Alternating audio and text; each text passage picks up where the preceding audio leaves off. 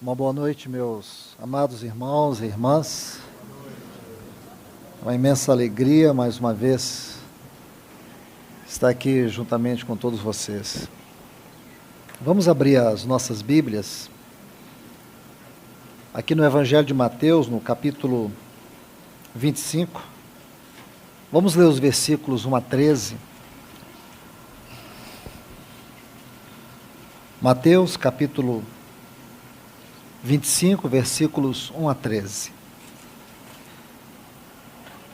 Então o reino dos céus será semelhante a 10 virgens, que tomando as suas lâmpadas, saíram a encontrar-se com o noivo. 5 dentre elas eram nécias, e 5 prudentes. As nécias, ao tomarem as suas lâmpadas, não levaram azeite consigo. No entanto, as prudentes, além das lâmpadas, levaram azeite nas vasilhas. E tardando o noivo, foram todas tomadas de sono e adormeceram. Mas à meia-noite ouviu-se um grito: eis o noivo, saí ao seu encontro. Então se levantaram todas aquelas virgens e prepararam as suas lâmpadas. E as nécias disseram às prudentes: dai-nos o vosso azeite porque as nossas lâmpadas estão se apagando. Mas as prudentes responderam: não, para que não nos falte a nós e a vós outras. Ide antes aos que o vendem e comprai-o. E saindo elas para comprar, chegou o noivo, e as que estavam apercebidas entraram com ele para as bodas, e fechou-se a porta. Mais tarde, chegaram as virgens nécias, clamando: Senhor, Senhor, abre-nos a porta. Mas ele respondeu: em verdade vos digo que não vos conheço. Vigiai, pois, porque não sabeis nem o dia e nem a hora. Vamos orar. Amado, bendito e eterno Deus, nós queremos neste momento te entregar todo este tempo, para que o Senhor tenha nele a tua primazia, para que tu possas transmitir a nós a tua palavra. Senhor, nós acabamos de ler esta maravilhosa porção da tua palavra. Só o teu Espírito para nos abrir a mente do Senhor e compartilhar a nós aquilo que é pertinente para nós neste exato momento. Tu sabes da nossa necessidade. Por isso, Senhor, envia-nos a tua palavra. Sara-nos, ajuda-nos, socorre-nos. Aquieta o nosso coração debaixo da tua voz nesse momento, Senhor. Nós te pedimos em nome de Jesus. Amém. Pois bem, meus irmãos e irmãs, essa é uma leitura muito conhecida. Eu creio que todos nós temos uma certa familiaridade com esta parábola, a parábola das 10 virgens. Eu sei que na leitura destes versículos nós podemos ver algumas particularidades, alguns detalhes. E é claro que não temos como tratar cada um desses detalhes numa exposição apenas aqui numa hora e alguns minutos. É praticamente impossível. Porque esta é uma parábola que tem um conteúdo de revelação que requer de nós debruçar, estudar, ponderar, poder extrair toda a força de algumas frases, palavras.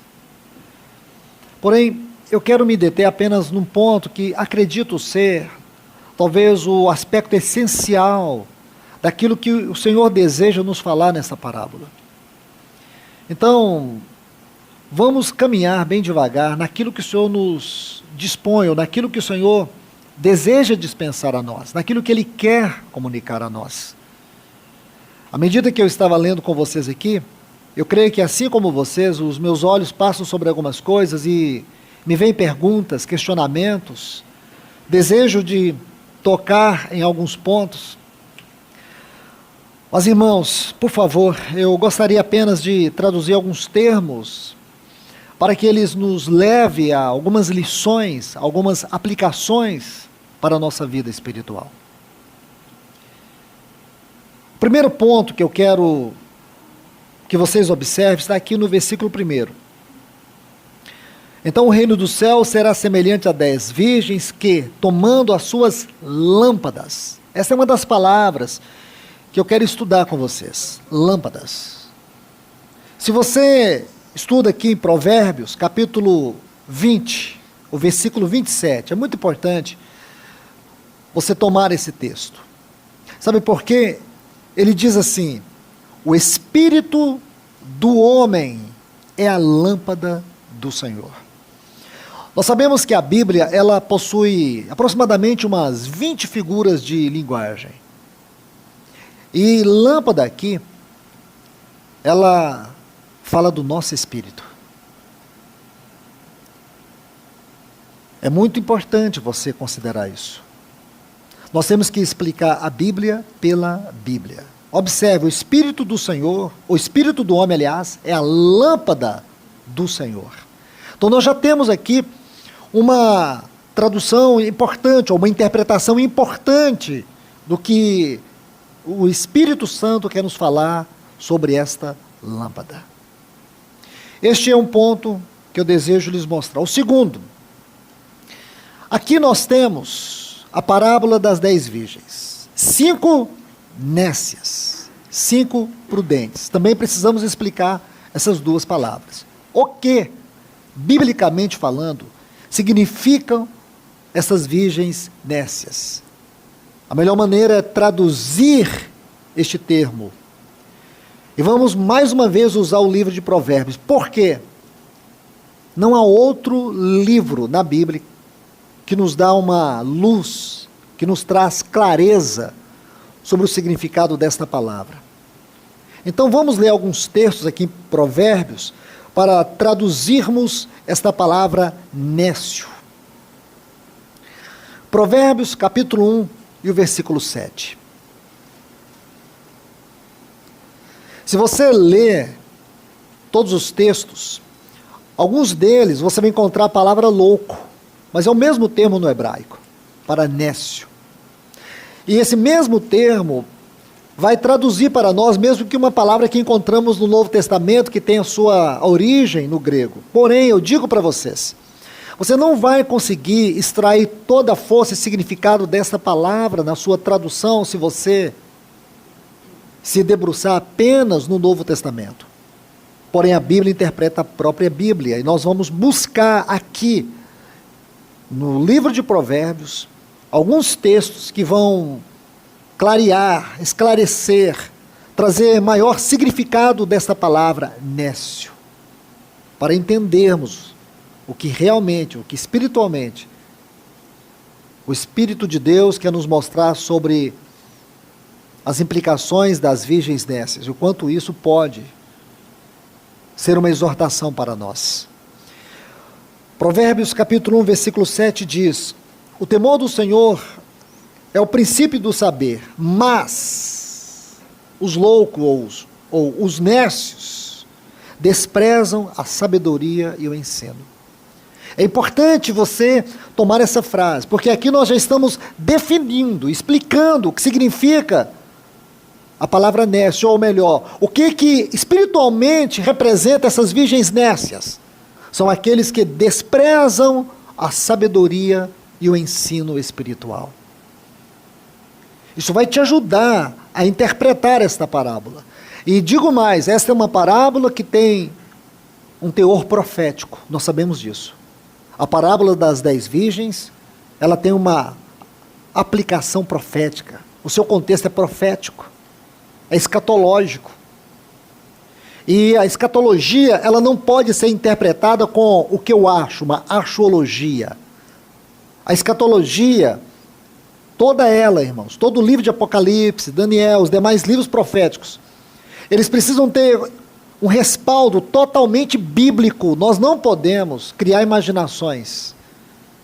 Nós não podemos buscar de forma extra bíblico uma explicação sobre as questões escatológicas. Então sejamos cuidadosos.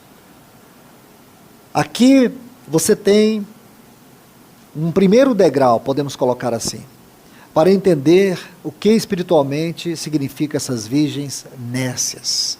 Aqueles que desprezam a sabedoria e o ensino. Vamos para um outro texto. Provérbios, capítulo 10, versículo 8. Diz assim, Provérbios, capítulo 10, versículo 8. O sábio de coração aceita os mandamentos, mas os nécios, talvez na sua Bíblia está insensato, é a mesma palavra. Insensato, ou os nécios de lábios, vêm arruinar-se.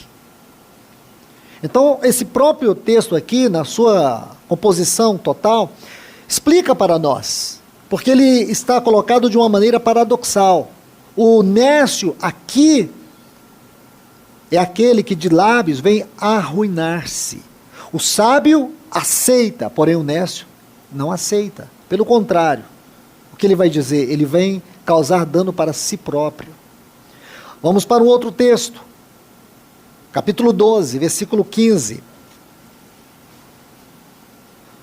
O caminho do nécio, aos seus próprios olhos, parece reto, mas o sábio dá ouvido aos conselhos. Aqui, mais uma vez, nós vamos empilhando explicações bíblicas sobre o que realmente significam essas virgens nécias. As virgens nécias, olha o que diz, o caminho delas, a seus próprios olhos, parece reto. É aquelas que andam segundo, essas virgens nécias representam aqueles que andam segundo o seu desejo, a sua vontade, o seu querer. Essas virgens nécias, espiritualmente falando, segundo o que nós traduzimos no livro de Provérbios, são aqueles que não ouvem os conselhos, aqueles que desprezam a palavra de Deus. Vamos para mais um texto, capítulo 14 de Provérbios, versículo 3. Está na boca do nécio a vara para a sua própria soberba, mas os lábios, e aqui faz uma exposição muito clara sobre as 10 virgens, mas os lábios do prudente preservarão. Está na boca do nécio a vara para a sua própria soberba. Mais um outro texto. Veja o versículo 9 desse capítulo 14 ainda. Os nécios, talvez na sua versão esteja loucos ou insensatos, zombam do pecado. Uma tradução mais correta está assim: os nécios pecam e não se importam. Os nécios, eles pecam, mas não se importam. Mas entre os retos, há boa vontade. E por último,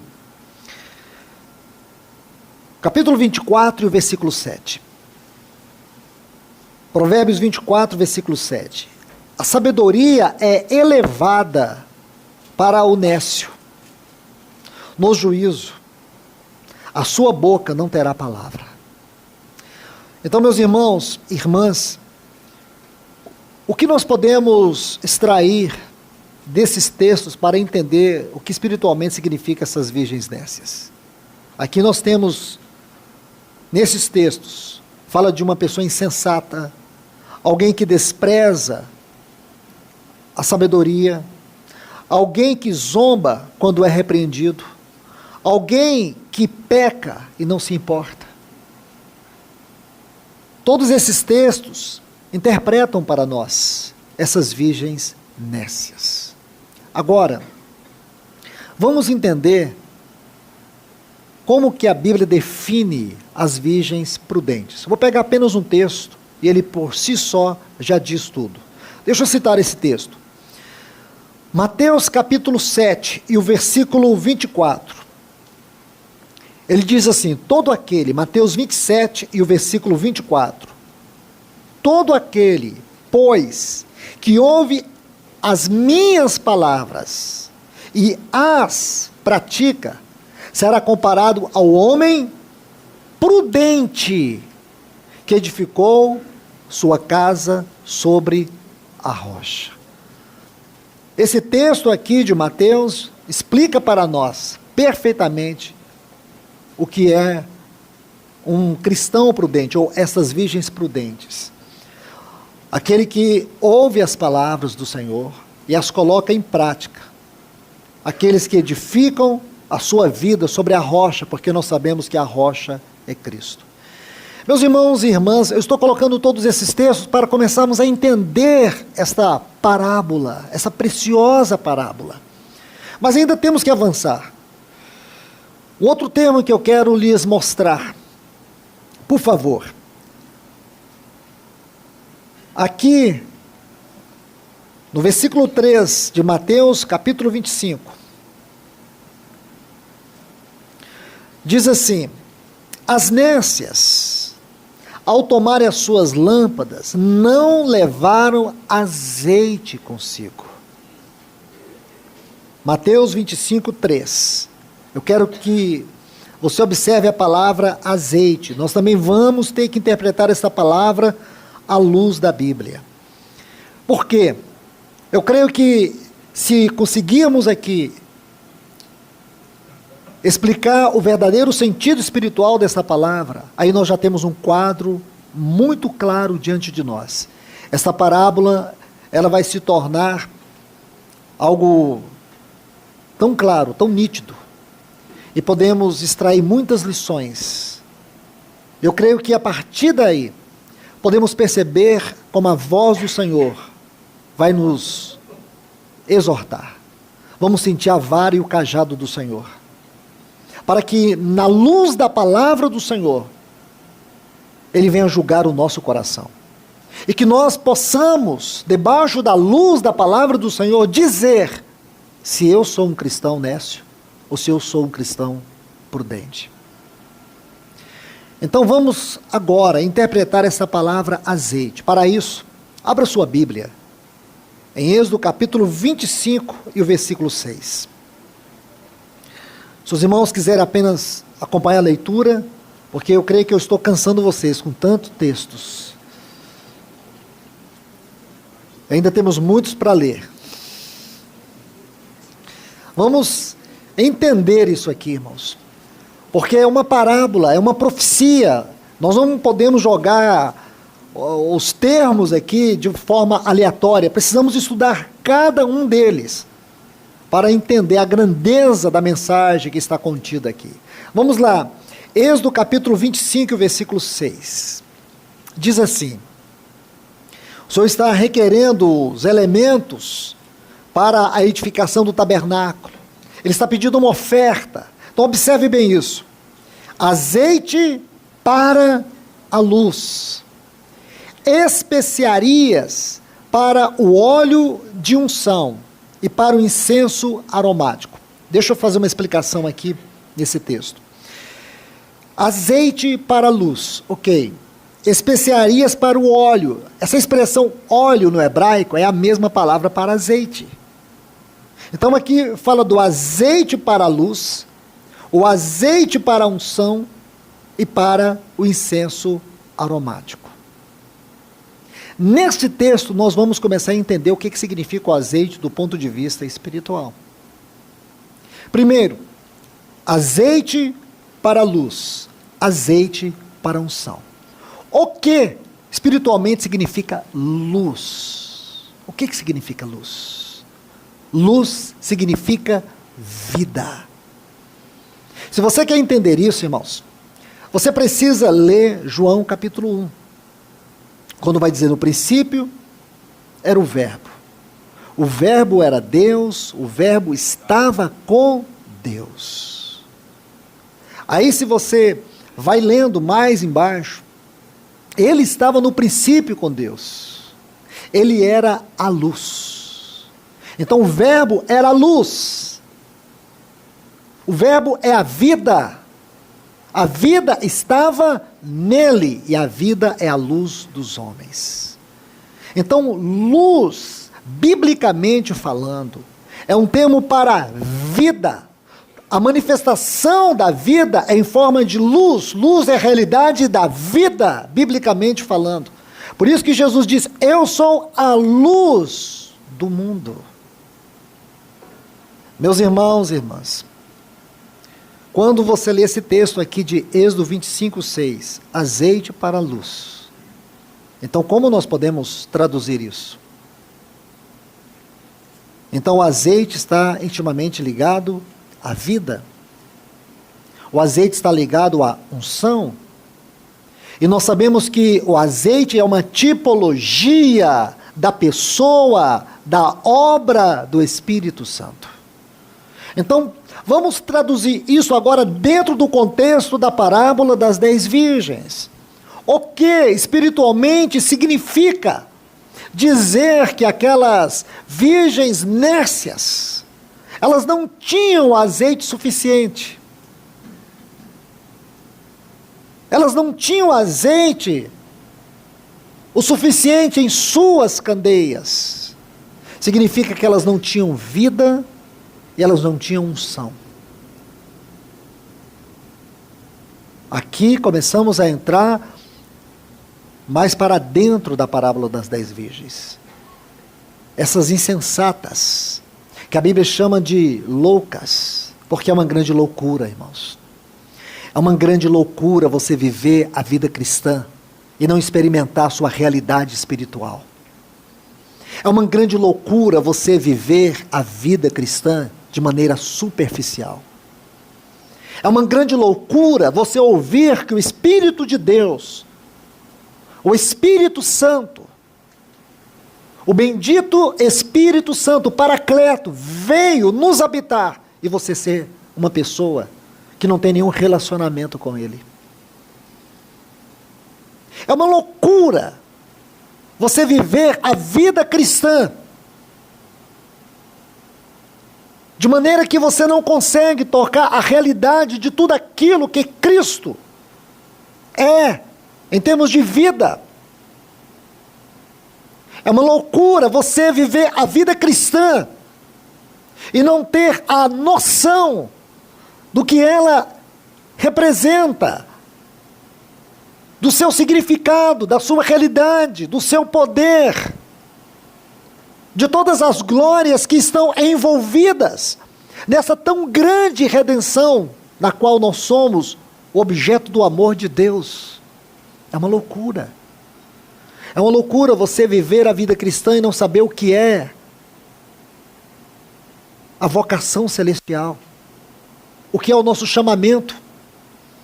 É uma loucura você viver a vida cristã observando todas as profecias e saber que nós estamos na iminência da volta do Senhor e você não se importa.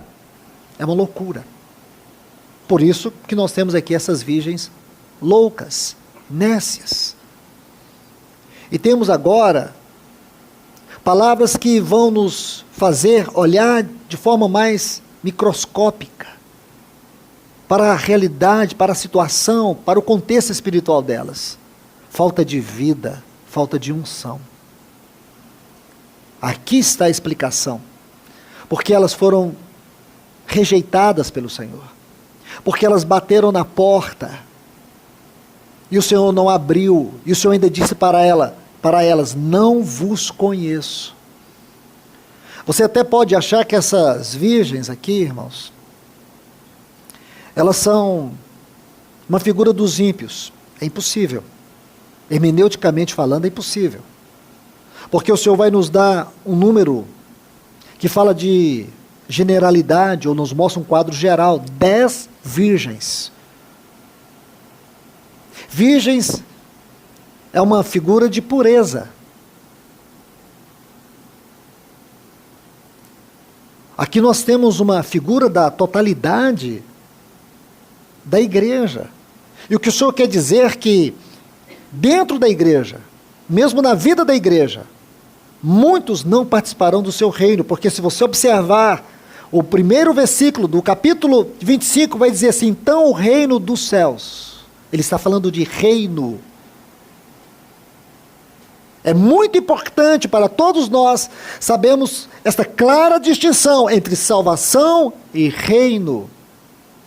Salvação, ela ocorre no nosso espírito quando você crê e vos vivificou, estando vós mortos nos vossos delitos e pecados. Quando foi que ele nos vivificou? Foi na salvação do nosso espírito, quando você creu. Agora existe a salvação da alma, é um processo. É o caminho da cruz. Quanto à salvação do espírito, nós temos a obra de Cristo na cruz. Quanto à salvação da nossa alma, nós temos o caminho da cruz. Agora é nós que temos que trilhar este caminho da cruz. E este é o assunto aqui. Estas parábolas, o Senhor vai tratar deste assunto, de perda. Aqui não é condenação eterna, aqui é perda, aqui é responsabilidade, aqui é negligência. Compreende isso, irmãos? O Senhor está falando de responsabilidade. Ele está falando de negligência.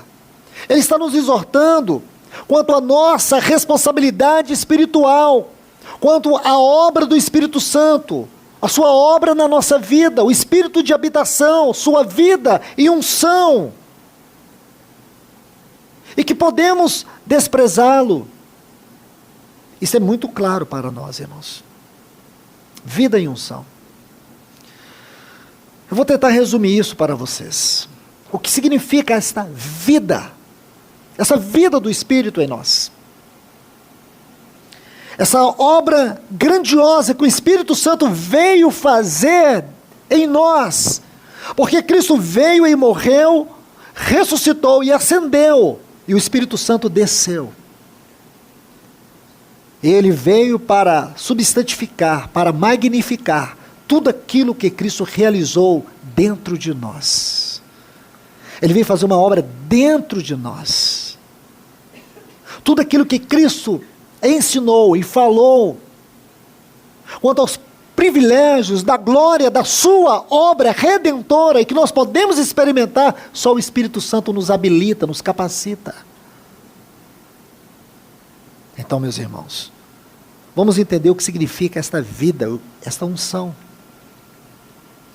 Eu quero falar desta vida sobre 3 movimentos, para fazer uma didática simples: um movimento para dentro, um movimento para fora e um movimento para o alto. A vida no sentido interior, a vida no sentido exterior e a vida no sentido elevado, ascensional. Então deixe-me mostrar 3 pontos para vocês, sobre vida. O primeiro está em Gálatas 2:20. Primeiro, Gálatas 2:20. Paulo diz: não sou eu quem vivo, Cristo vive em mim. Aqui nós temos o primeiro movimento. Quero chamar esse movimento de um movimento para dentro. Cristo vive em mim. Isso é uma verdade, irmãos. Isso é uma verdade absoluta. A vida espiritual na qual nós fomos destinados a viver por causa da obra redentora de Cristo, por causa da habitação do Espírito, é essa vida. Esta vida é Cristo. A nossa vida nunca agrada a Deus. A nossa vida nunca em si, de si, por si mesma, poderá agradar a Deus. A única vida que satisfez plenamente as exigências santas de Deus foi a vida do seu Filho. Essa vida não apenas foi doada na cruz do Calvário por nós, mas também ela foi derramada para dentro de nós, através da bendita e santa pessoa do Espírito Santo. É Ele, esta pessoa, tão distinta, que torna esta vida uma realidade na experiência.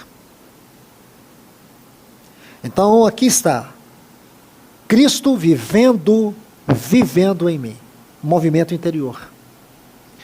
É claro, irmãos, que isto implica muitos aspectos, muitos pontos, muitos textos. Eu não poderia jamais encerrar este assunto se formos entrar em cada detalhe, mas apenas quero citar isso para vocês. Mas creio que esta é uma assembleia madura na palavra. E posso imaginar o quanto vocês já têm recebido deste assunto. Cristo, nossa vida. Cristo, a vida de Cristo no seu aspecto interior. Vamos agora para o segundo ponto. Um movimento para fora. E aqui eu quero ler Filipenses, capítulo 1 e o versículo 21. Se você quiser ler comigo, faço questão. Porque Paulo vai dizer assim: para mim o viver é Cristo. Mas eu quero te mostrar algo. Versículo 20. Segundo a minha ardente expectativa e esperança de que em nada serei envergonhado. Antes, Filipenses 1:20. Com toda a ousadia, como sempre também agora, será Cristo engrandecido no meu corpo. Está vendo, irmãos? Um movimento para fora. Quer pela vida, quer pela morte. Porquanto, para mim, o viver é Cristo. Cristo é engrandecido no nosso testemunho, na nossa vida. Um testemunho que fala. Irmãos, isso esmaga toda a nossa soberba, toda a nossa arrogância, todas as nossas pretensões carnais. Porque muitas vezes buscamos um padrão espiritual para que nós sejamos um modelo para outros. Nós não somos o modelo para ninguém. O nosso modelo é Cristo. Se alguém vir em mim alguma virtude pessoal, isso for motivo de alguma manifestação de aplauso, ora, irmãos, como disse o irmão Andrew Murray, e diz assim: humildade é uma virtude quando alguém pensa que tem, já perdeu. Porque em nós, Paulo diz isso claramente em Romanos, em nós não habita bem algum. Tudo que for bom, seja na minha vida, seja no meu casamento, seja no testemunho de cada um de nós, que de alguma forma possa bendizer, abençoar alguém, isso só terá um resultado de vida se for um trabalho de Cristo, se for uma obra de Cristo, se for as virtudes de Cristo. Porque do contrário, irmãos, nós podemos atrair admiradores e colocar as pessoas seguindo a nós e nunca poderemos levá-las a Cristo. Esse é o grande perigo, é quando a gente se coloca num padrão de modelo para outros. Quando nós, inconscientemente, podemos buscar alguma preeminência e não perceber o quanto disso rouba a primazia de Cristo na vida das pessoas.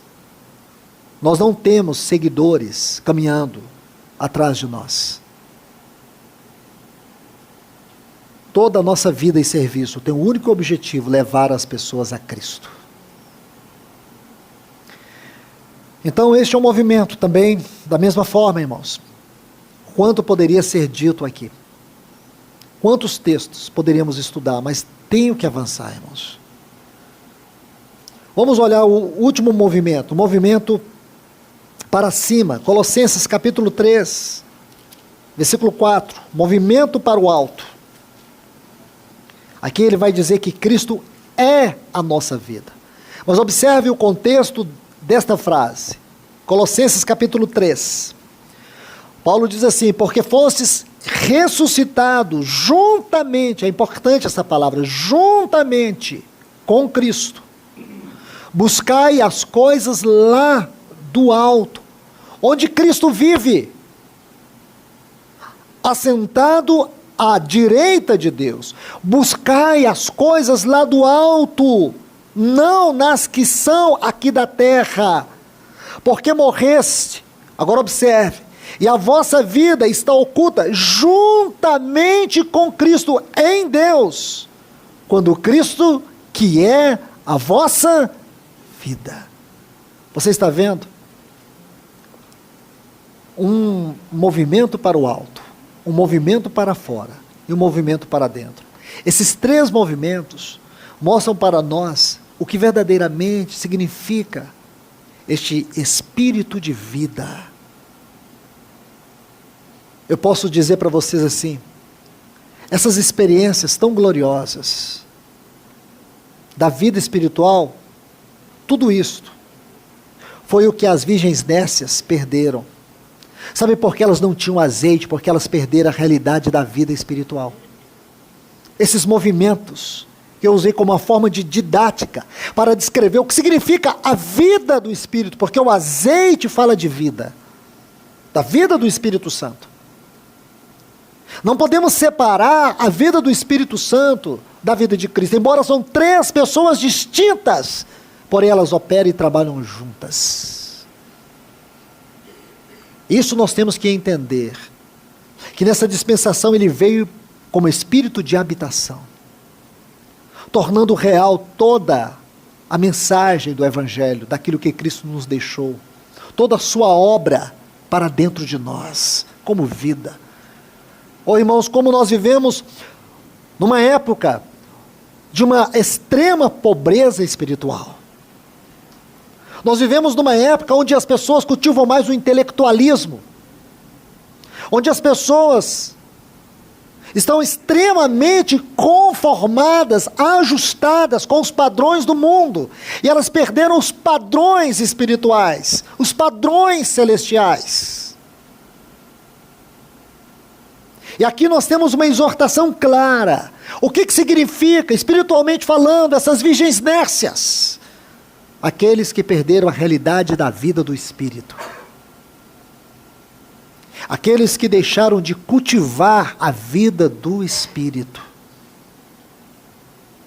Então o texto de Êxodo nos mostra claramente isso. Êxodo 25, 6. Azeite para a luz e azeite para a unção. Agora vamos ver esta palavra unção. Basicamente esta palavra tem a ver com capacitação. Capacitação para o exercício de toda a realidade espiritual, de todo serviço espiritual. A unção, meus irmãos, ela diz respeito ao desenvolvimento do nosso chamamento. A unção é a capacitação do Espírito Santo para que nós estejamos habilitados para o serviço. A unção é uma outra maneira de você denominar o poder do Espírito Santo na vida de uma pessoa. Ele é o espírito de vida, ele é o espírito de poder. E o poder tem a ver com capacitação. Então podemos dizer aqui que essas virgens nécias, elas perderam esta unção do Espírito. Elas perderam o poder do Espírito. O que significa dizer que a rejeição do Senhor a estas virgens nécias é porque elas perderam essas duas coisas, a vida e o poder do Espírito. Então, para encerrar, eu vou colocar isso mais claro. Nós vamos examinar 3 textos que vão traduzir para nós, de maneira mais clara ainda, o que significa esta perda da vida, esta perda da unção. 3 textos.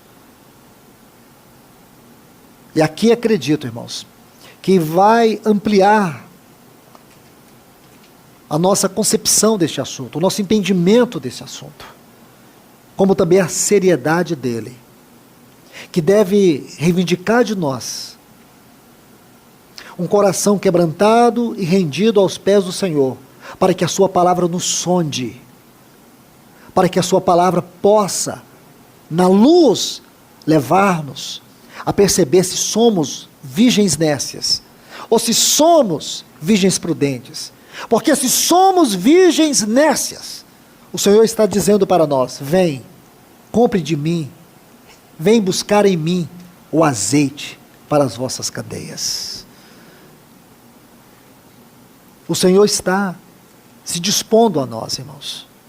Ele não veio na sua palavra ministrar a nós nessa noite com o propósito de nos destruir, de nos reprovar. Ele veio com o propósito para que nós não sejamos reprovados naquele dia. Porque hoje a porta está aberta. Então vamos ler 3 textos. O primeiro está em Efésios capítulo 4 e o versículo 30.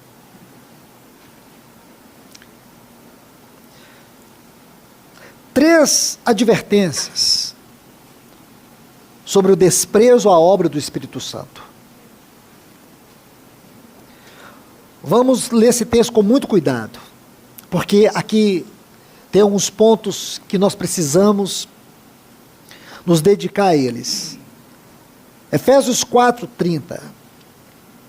E não entristeçais o Espírito de Deus, no qual fostes selados para o dia da redenção. Se você observar todo o contexto que envolve este texto, Paulo está fazendo algumas advertências, algumas exortações quanto aos pecados que nos cercam todos os dias. Ele vai falar da ira, ele vai falar do perigo de nós sermos ingratos, maldizentes, o pecado da dissimulação, o pecado da contenda, o pecado de desenvolvermos um coração cheio de rixas. Essas coisas que no dia a dia são como que dardos sobre a nossa vida. E aí dentro deste contexto ele vai dizer assim: não entristeçais o Espírito Santo. Se você observar bem, irmãos, você vai ver que é justamente isso. A melhor tradução seria o seguinte: cuidado para que no dia a dia vocês não venham magoar o Espírito Santo. Mas preste atenção, irmãos. Este é um ponto, uma análise do contexto, para sabermos o verdadeiro significado desse texto.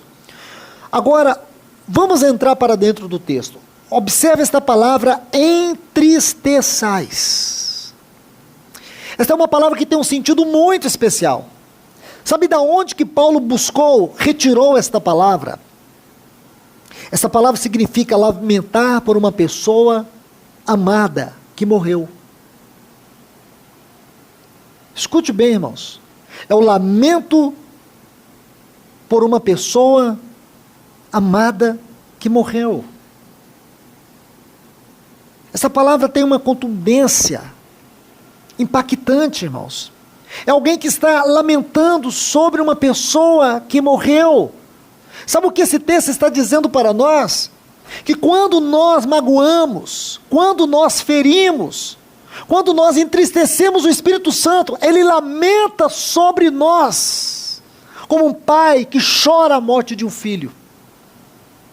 E talvez você nunca pensou nisso, irmãos. A Bíblia diz que ele tem zelo, ele tem ciúmes de nós. Esse texto diz claramente que o Espírito Santo, ele lamenta quando nós o entristecemos. Ele sente uma dor quando nós o magoamos. Da mesma maneira que nós não conseguimos dimensionar o amor de Deus, todas as dimensões, altura, largura, comprimento, profundidade do amor de Deus, existem comportas e mais comportas de profundidades do amor de Deus. Nós também temos que pensar que da mesma maneira, os sentimentos de Deus, como o seu amor, como também a sua dor,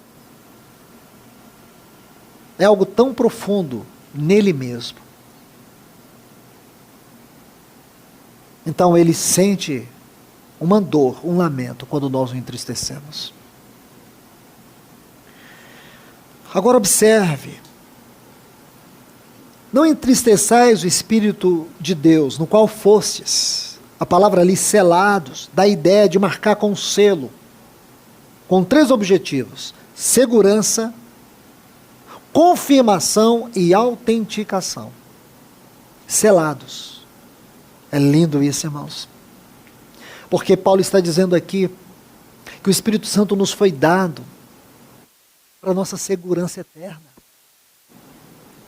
Ele foi dado a nós para a nossa segurança, para que nós não nos percamos.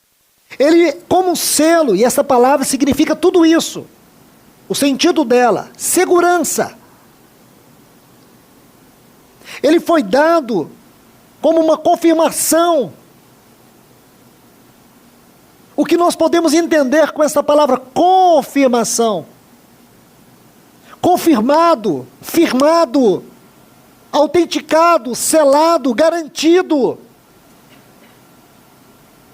Para que nós não nos percamos na nossa caminhada.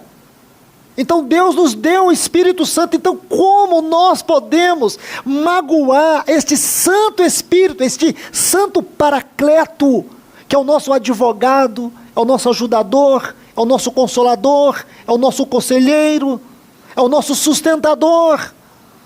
Como nós podemos magoá-lo? Como podemos fazer com que ele lamente as muitas vezes que nós o ferimos? Então você consegue entender porque tamanho juízo recai sobre essas virgens nécias? Porque nós temos que concordar sim, irmãos, que o Senhor fechar as portas, elas ficarem desesperadamente batendo na porta, e ouvir a voz, não vos conheço, é um juízo sim. Porém aqui nós podemos, com a ajuda do Espírito Santo, entender todo o quadro espiritual que se desenvolve dentro dessa parábola, quanto à aplicação dela na nossa vida espiritual. O que realmente isso significa na prática é entristecer o espírito. Vamos para mais um texto. 1 Tessalonicenses capítulo 5 e o versículo 19.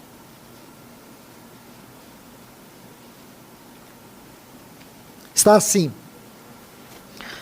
não apagueis o espírito.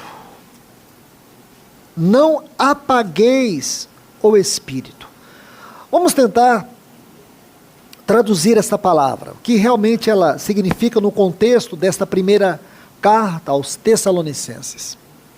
Se você estudar essa primeira carta aos Tessalonicenses, você vai ver que em 3 lugares Paulo faz uma referência ao Espírito Santo. E é importante, porque aqui nós iremos encontrar a chave que vai abrir para nós o verdadeiro sentido dessa palavra apagueis.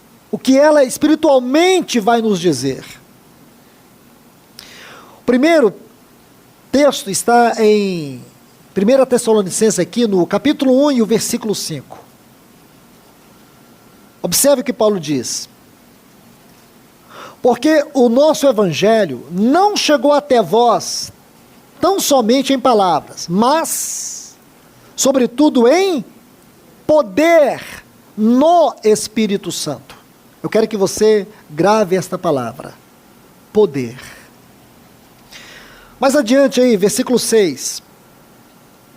Com efeito, vos tornastes imitadores nosso e do Senhor, tendo recebido a palavra, posto que em meio a muita tribulação, com alegria do Espírito Santo.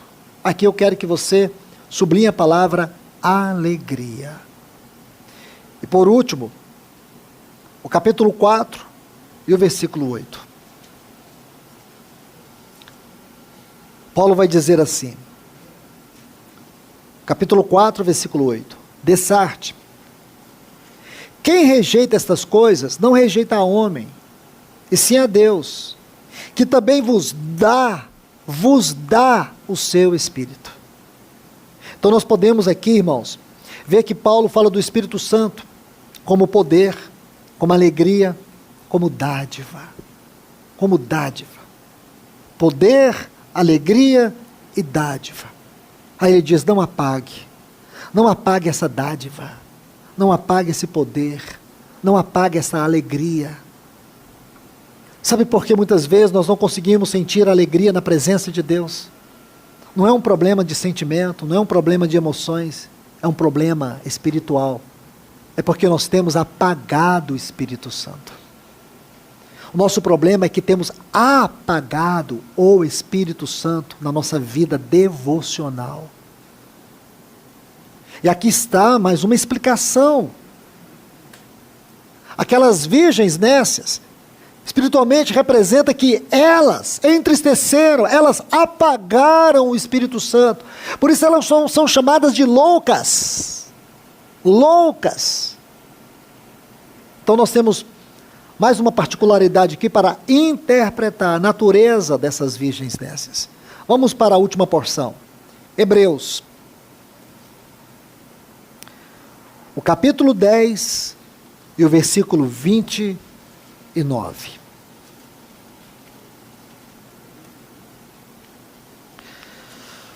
Hebreus capítulo 10 e o versículo 29.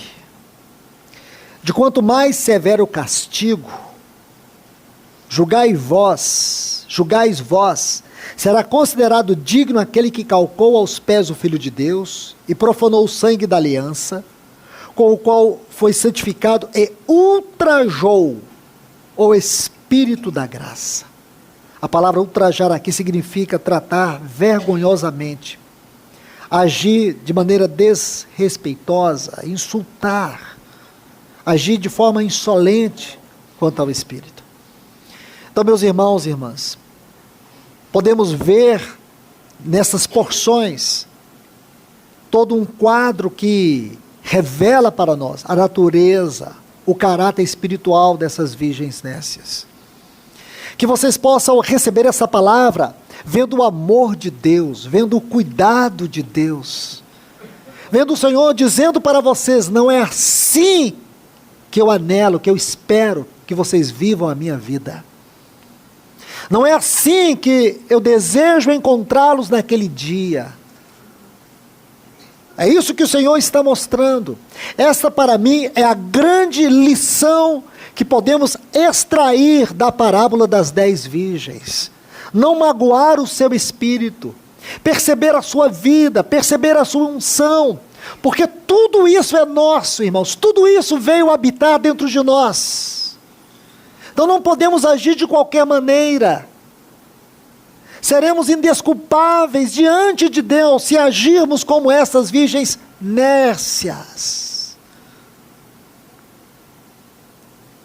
Eu creio que essa é uma visão paradoxal aqui.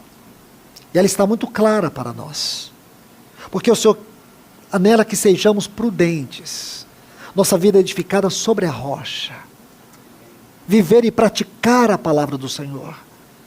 E o Espírito Santo está aqui para nos ajudar quanto a isso.